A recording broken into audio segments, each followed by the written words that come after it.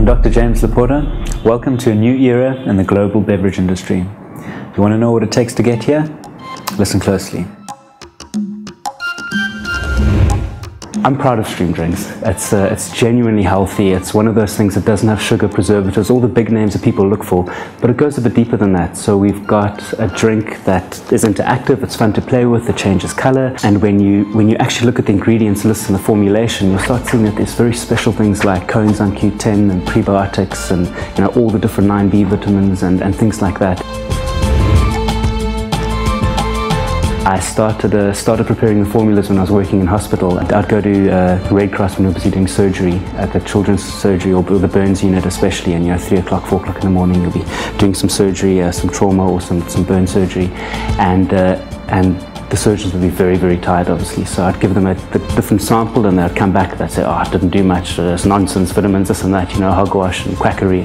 So okay, fine, and I'd formulate it again, and eventually I found a few combinations that I'd give it to someone, they'd drink it and they'd come back to me and say, oh, that's great, what did you put in there, this is working, I'm on fire. So I did my R&D sort of backstage, even before the concept was really brought into a product, and so we got to a very exact science of what formulas are working, what aren't, and then comes the challenge of taste. So this is where we used a good blend house called Afriplex, and we went to them and said, this is what we want in it, you make it taste good and do a few revisions for us. So 2-3 revisions is the normal, they get a drink, you go to market. We were on revision 20 or 21 I think at this stage.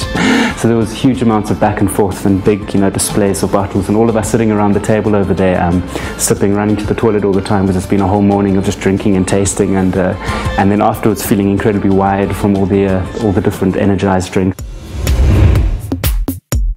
My average day would consist of waking up and looking at my calendar, exactly what's there, and I have a very structured calendar for the next few months. I even have little slots in there for surfing and little slots for thinking time and just doing nothing. So fortunately I've got assistants that help me quite a lot in terms of structuring my life in that way, and that enables me to be a part of the Stream office very actively, whether it's sitting and discussing and strategizing my business development and costings and things like that, or if it's me back in the lab or back at the suppliers looking at the actual ingredients and the mixtures and making sure that we're sourcing it from very reputable clients and suppliers. There's a lot that goes on in Stream that requires full attention, and at the same time I want to make sure I've got enough freedom to engage with patients and still practice medicines. I do trauma medicine as a bit of an adrenaline fix. I love working with that kind of environment, working fast. I often bring Stream drinks to the trauma units and give it to all the sisters so they help me in case I need to take a few calls during a busy night. And in between patients, if it's quiet, I can sit there on my computer and go over a few agreements, and it works very nicely together if it's structured.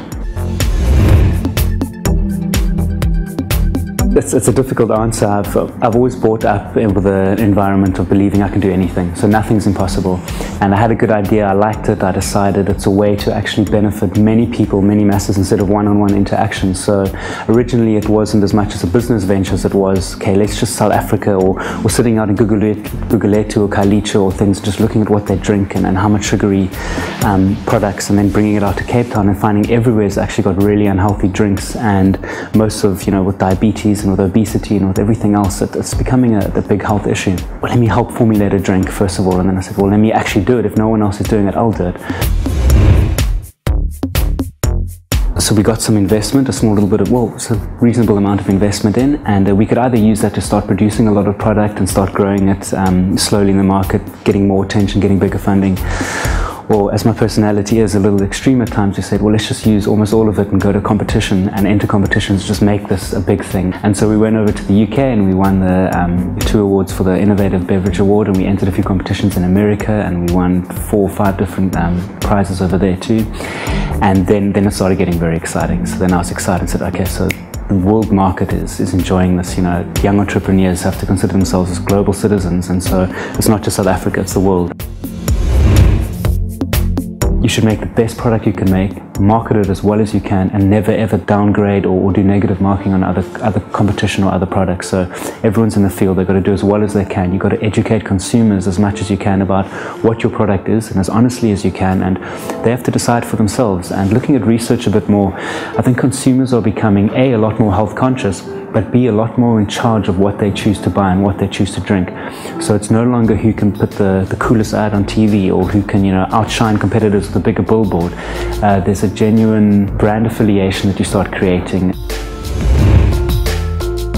My family inspires me, definitely. I think the long hours, the late nights that my mom and my brother have sat there supporting me and helping, and being at a moment's notice with a phone, or with my son. I've got a son, and first and foremost I'm a father and a family man, and business is there, but I never want to take away quality time. So I have time. The time that I have with him is his time only, and if things happen or crises are there, the family always steps in to help, either look after him for a bit or help with the business front, and they're obviously intimately involved with the business at the moment too, so it helps.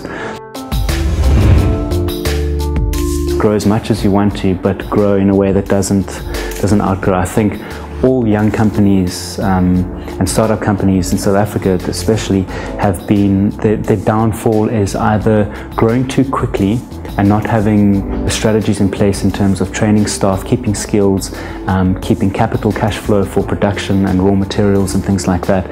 There's been a lot of articles written about how companies do very well. They start off, they create a lot of excitement.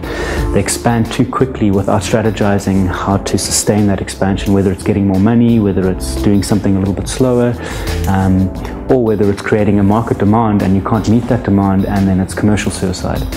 And people want to deal, if you're dealing with Checkers or Pick n Pay or Woolworths and you start saying, oh, take our product, and then suddenly you can't provide the product and there's all sorts of production issues, it becomes a problem, and you tarnish your name and you don't get that same kind of growth spurt or that new germination phase.